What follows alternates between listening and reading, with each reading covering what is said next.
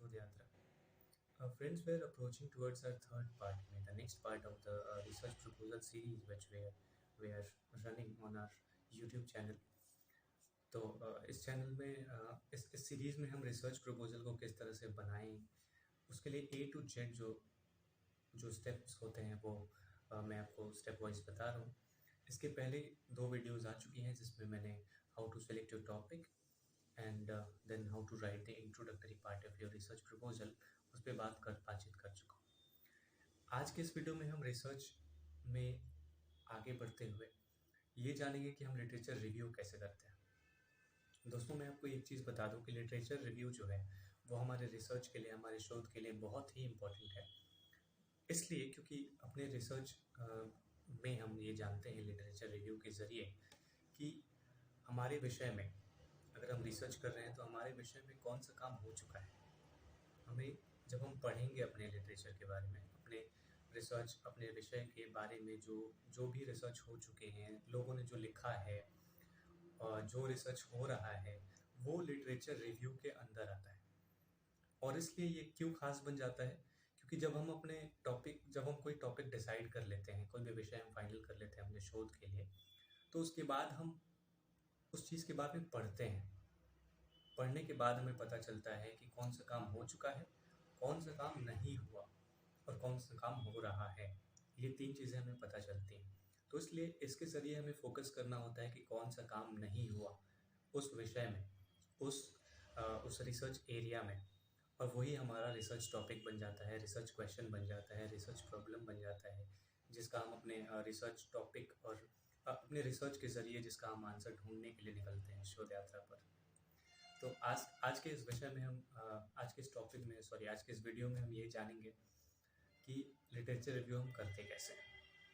तो सबसे पहले मैंने आपको इसके महत्व के बारे में बता दिया, क्यों ज़रूरी है लिटरेचर रिव्यू. अब हम जानते हैं कि हम इसको करें कैसे. कई बार मैंने देखा है लोग मेरे चैनल के ज़रिए मुझसे बातचीत करते हैं, या फिर मेरे दोस्त लोग भी, बहुत लोग हैं जिन्हें लिटरेचर रिव्यू में कन्फ्यूजन होता है कि आखिर हम इसमें लिखें क्या.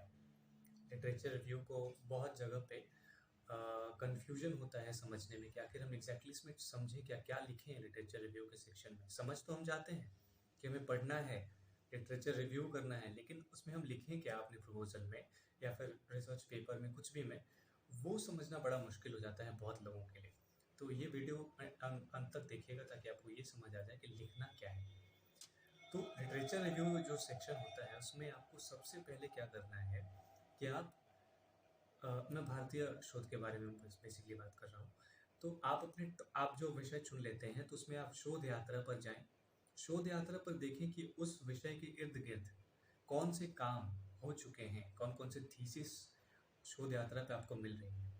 ठीक है. उसके बाद अपने आसपास किताबें ढूंढें, जो भी ऑनलाइन सोर्स जो अवेलेबल है उस पर किताबें देखें कि उस विषय पर कौन सी लोग किताब लिख चुके हैं, उसको पढ़ें और उसको वहाँ रिव्यू करें कि इस किताब में या फिर इस थीसिस में जो हमें शोध यात्रा के ज़रिए मिलेगी, उसमें ये क्वेश्चन किया गया है, उसमें इस विषय पर बातचीत की गई है जिसमें ये रिजल्ट है. आप ये भी लिखेंगे कि फला स्कॉलर ने इस यूनिवर्सिटी में इस नाम से एक थीसिस लिखा गया है, जिस थीसिस में इस विषय पर तो बात हुई है और उसमें उसका रिजल्ट ये मिला है. फिर उसके बाद ऐसे कर करके आप 2, 3, 4 जो भी आप थीसिस आपको मिल पाता है, जो किताबें मिल पाती हैं, उसके बारे में आप लिख के रिव्यू करेंगे अपने रिसर्च प्रपोजल में. ठीक है. रिव्यू करके बताएंगे कि इस विषय के इर्द गिर्द कौन सा टॉपिक, कौन सा आंसर जो है वो हो चुका है, क्या ढूंढा जा चुका है ऑलरेडी. आप ये रिव्यू करके उसमें बताएंगे, प्रॉपरली लिखेंगे थीसिस और किताबों के नाम के साथ, ऑथर के नाम के साथ. उसके बाद क्या करेंगे, शोध यात्रा का काम होने के बाद, किताबों का काम होने के बाद आप शोध गंगोत्री की वेबसाइट पर जाएंगे. याद रखिएगा, शोध गंगोत्री पर जब आप जाएंगे तो आपको बहुत सारा सिनॉप्सिस मिलेगा, जिसमें आपको पता चलेगा कि कौन सा काम हो रहा है जो आपको नहीं करना है, बिल्कुल नहीं करना. जो काम हो चुका है और जो काम हो रहे हैं उस विषय में, आपके विषय में, वो आपको शोध गंगोत्री के वेबसाइट पर मिलेगा. तो अब हमें 2 चीज़ें पता चल गई. शोध गंगा पे हमें पता चलेगा कौन सा काम हो चुका है, वो हमें नहीं करना. शोध गंगोत्री पे हमें पता चल गया कौन सा काम हो रहा है, किस विश्वविद्यालय में, कौन सा स्कॉलर इस विषय में एग्जैक्टली वही टॉपिक पे काम कर रहा है जो मैं चाहता हूँ या चाहती हूँ, हमें ये भी पता चल गया. अब उन दोनों को पढ़ते हुए, उनके रिजल्ट्स को पढ़ते हुए, सिनॉप्सिस भी आप पढ़ेंगे तो उनका हाइपोथेसिस आपको पता चलेगा, और थीसिस पढ़ेंगे तो आपको पूरा रिजल्ट पता चल जाएगा। तो आपको एक ओवरऑल आइडिया हो जाएगा कि आपका जो जो जो शोध होगा वो किस दिशा में जाएगा, क्या चीज़ें जो हैं वो अनआंसर्ड हैं, अभी तक अनटच्ड हैं, कौन सा एरिया है जिस पे आप काम करेंगे। तो इसलिए लिटरेचर रिव्यू इम्पोर्टेंट हो जाता है। मेरी बात मानिए, आप शोध यात्रा शोध गंगोत्री को फॉलो कीजिए, गूगल स्कॉलर को फॉलो कीजिए जिसमें आप रिसर्च पेपर्स को भी दिखेंगे। गूगल स्कॉलर पर जाएंगे, रिसर्च पेपर्स ढूंढेंगे अपने विषय के बारे में, उसमें भी आप रिसर्च क्वेश्चन पे फोकस करेंगे कि क्या मैं अपने शोध पे, मैं जो टॉपिक चुन रहा हूँ या चुन रही हूँ, कहीं इसका ऑलरेडी किसी ने इस टॉपिक पे तो काम नहीं कर लिया, कहीं कोई इर्द गिर्द कोई इर्द गिर्द काम कर रहा है, तो हम उसको भी लिखेंगे। और वो लिखते हुए वी विल राइट कि everything has been answered, but there is one such area, there is one area which has not been touched yet, and that is the area upon which I'll be working. तो आप बताएंगे कि ये area है जो अभी तक किसी ने नहीं छुआ है, या फिर छुआ भी है, अगर उस पर काम किया भी है तो इतना काम नहीं हुआ जिसको रिसर्च के दायरे में रखा जाए। तो मुझे लगता है कि मैं इन सारी चीज़ों के पढ़ने के बाद I will be bridging the gap which is existing there in my topic, I mean in the research area. तो वही आप बताएंगे कि ये मेरा रिसर्च गैप है। तो इसलिए लिटरेचर रिव्यू बहुत इंपॉर्टेंट हो जाता है। जब आप लिटरेचर रिव्यू करेंगे तो आपके टॉपिक के बारे में क्या क्या चीज़ें पता चलेंगी। एक तो रिसर्च गैप पता चलेगा जो सबसे इम्पोर्टेंट है। पीएचडी इंटरव्यूज़ में जब आप जाएंगे तो मोस्टली ये सवाल पूछा ही जाता है कि which gap are you going to bridge with help of your topic, कौन सा आप रिसर्च गैप फिल करने जा रहे हैं अपने टॉपिक के जरिए, वो हमें बताइए।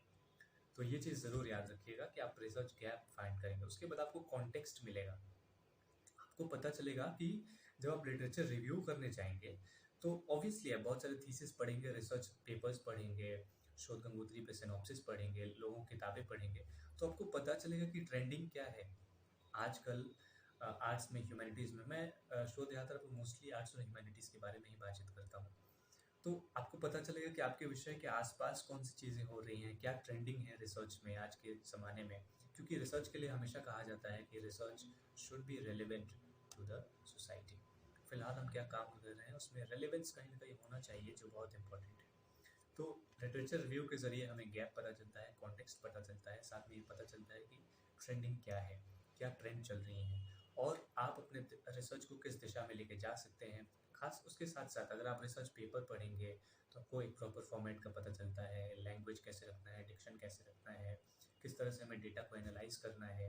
उसके बाद आप थीसिस पढ़ेंगे तो आपको फॉर्मेट पता चलेगा, साइटेशन कैसे होता है, वो सब चीज़ें आपको सब कुछ पता चलेंगी। तो इसलिए लिटरेचर रिव्यू बहुत इंपॉर्टेंट होता है आपके रिसर्च प्रपोजल के लिए, रिसर्च पेपर के लिए, थीसिस के लिए, डिसर्टेशन के लिए, कोई भी असाइनमेंट के लिए, ताकि आपको पता चले कि आप नया क्या कर रहे हैं जो अब तक नहीं हुआ है। इसलिए लिटरेचर रिव्यू इम्पोर्टेंट है। साइटेशन की बात मैंने की तो ध्यान रखिएगा, इन टेक्स्ट साइटेशन ज़रूर करना होता है लिटरेचर रिव्यू में। किसी भी ऑथर के कोटेशन को आप साइट करें, किताबों को साइट करें, रिसर्च पेपर को साइट करें, थीसिस को साइट करें, तो उसको अपने वर्क्स साइटेड लिस्ट में या बिब्लियोग्राफी में ज़रूर डालेंगे। उसके बिना आपका रिसर्च ऑथेंटिक नहीं माना जाएगा।